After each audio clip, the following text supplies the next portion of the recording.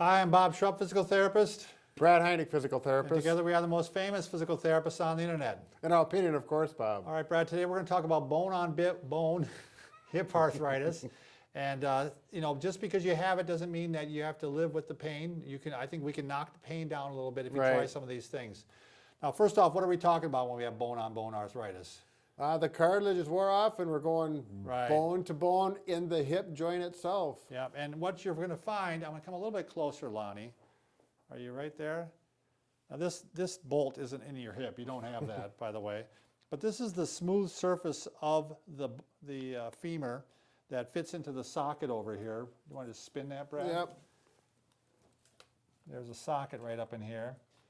And on this smooth surface, actually what makes it smooth is a thin cartilage that's very slippery, very strong, hyaline cartilage, but after a while it starts to wear off as you age. Right. And Brad kind of described it as being almost like it's rusting.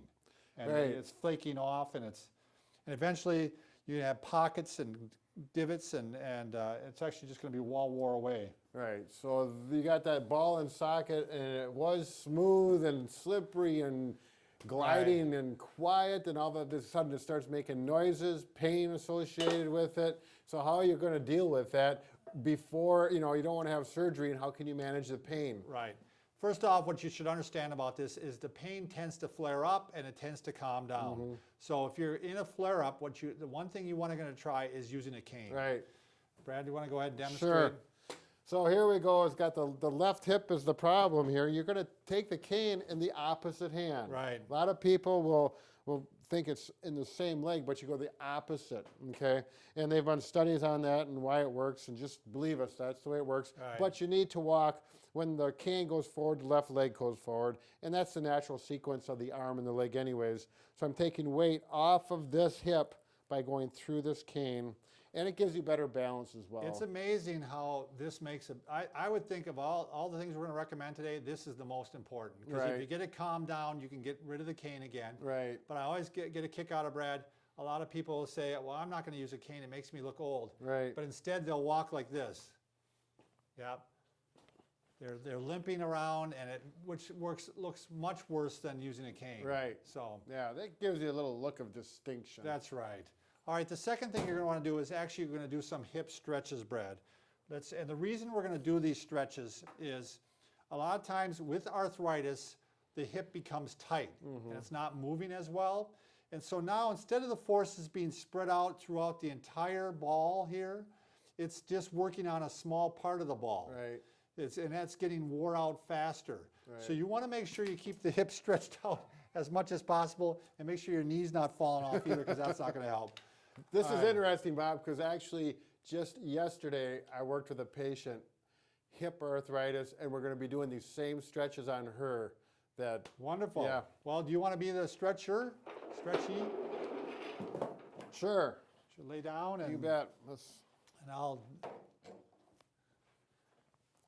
Right there, Bob, on your back. You want me to? Oh, you're gonna. I thought you were gonna be this.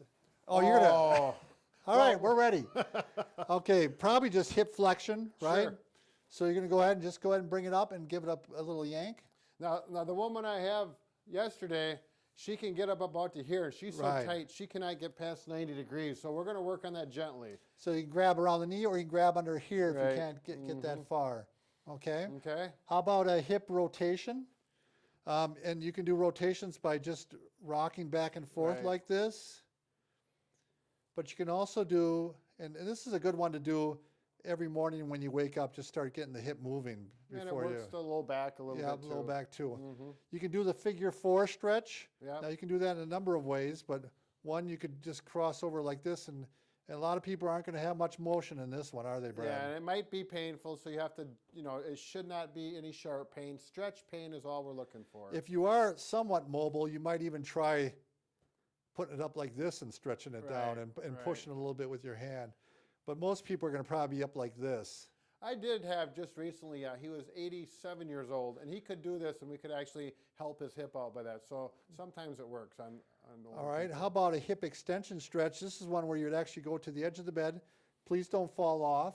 Right. And you're going to bring one leg off, and you're trying to stretch the leg down this way a little bit. Right, so you're getting that stretch right up in here. Then to make it even worse, you pull this one up at the same time. Well, he means just more aggressive on the stretching. That's right.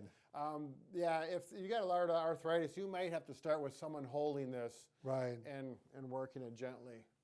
All right, any other stretches, Brad? Yeah, there's one that this has worked really well with this person. Same person, both our hips are bad. One's a lot worse than the other. Just get yourself straightened out, Bob. You're kind Like of this? crooked. There. Oh, this There one, you yeah. go, yeah.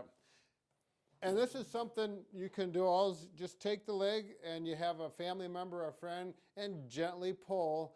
And the only reason you're going to do it is because Bob or the person that's having the treatment is going to say, oh, does that feel good? Just hold that. And if it doesn't feel real good, you don't do it. Right. It's very clear. You pull, and it's not very hard, and they say, oh, just hold it for another, you hold it for about 30 seconds, you get tired, and then you give it a break. Yep, stretch that capsule a little bit, give a little traction to it.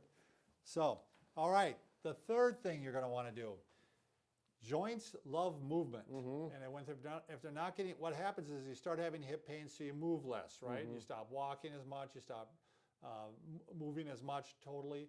So what you want to do is try to find a way to get some movement without weight bearing. Sure. So, or little weight bearing. One thing that's great is biking. Another one is Swimming. Swimming. If you got a pool and you like to get in the water, that is wonderful. Another thing we've shown in some of our other videos is you can take the what it's called the E1000 elliptical. It's this little machine, and it's a pedal machine, and you can actually sit down and pedal. You can sit right in your dining room chair and put it out, and it gets those hips moving. It's not a lot, but it gets them moving. Gets a little more nutrition to the joint, Right. and gets a little more blood flowing to the joint. And as far as biking, Bob had mentioned biking, outside bike possibly, but a stationary bike or a recumbent bike where you sit in a chair like this. You have to spend a little money, or if you belong to a fitness center, the They all have YMCA, them, right. Yep, and you're sitting there and you're pedaling like so. Wonderful for the hip. Right. All right. Last thing you're going to want to do is you're going to want to strengthen the hip. So, and the easiest way to do that is what we call straight leg raises times 3. Sure. So you start off, you're in the bed. I'm going to be strengthening this one right here. Do you want to talk more, Brad? So Sure. that And it's important to have this leg up like this. It takes stress off the back and it makes it a little easier. And you're going to lift up. Now, this is more aggressive. It's harder than you think. Yes, know? it is. Yeah. So if that's too heavy, you might have someone help. Okay. Or you might go here and it's a little less and just bring the knee right, up. just to start off that way. Right. Because Especially when you got long legs like me, this is a lot of work. you better believe it. So hold it for 10 if you can, or 1, 2, 3, 4, 5, 6, 7, 8, 9, 10, about 7 seconds or Sure. 8 seconds. And you might start out with just doing the motion without holding it and working your way up to that isometric hold. And then you can lay on your side. I'm going to switch to this one, Brad. Yep. Can I bend this leg? Yeah, and this is a nice one for that hip abductor. This one can help that waddling from becoming less when you do this exercise. So it's up and then down. And the same thing, you may only go up and down, and as you get stronger, You can bend the knee and go like this to start off with. Yep. Okay. And how many reps, Brad, would you say? I like to stick around 10 reps. Okay. You could do less or you could do a little more. And if you're stronger and you get pretty good, you can bring that up higher as well. Okay, just don't kick anybody in the head. The Chuck Norris kick. Yeah. All right, last one. You can actually lay on your stomach and lift up this way. And Bob would normally lay flat, but Yeah, his microphone would get I don't squished. I don't want to squish my microphone. A standing one, real quick, Brad, would be a good one for the hip abductors to hold onto a chair and just work Right. on doing these. Sure. So throw these into your repertoire, and you don't have to suffer from pain with bone-on-bone hip arthritis. At least you can knock it down a bit. Let's Right. improve it. You better believe it. So keep on moving, and things are going to keep feeling better. Thanks.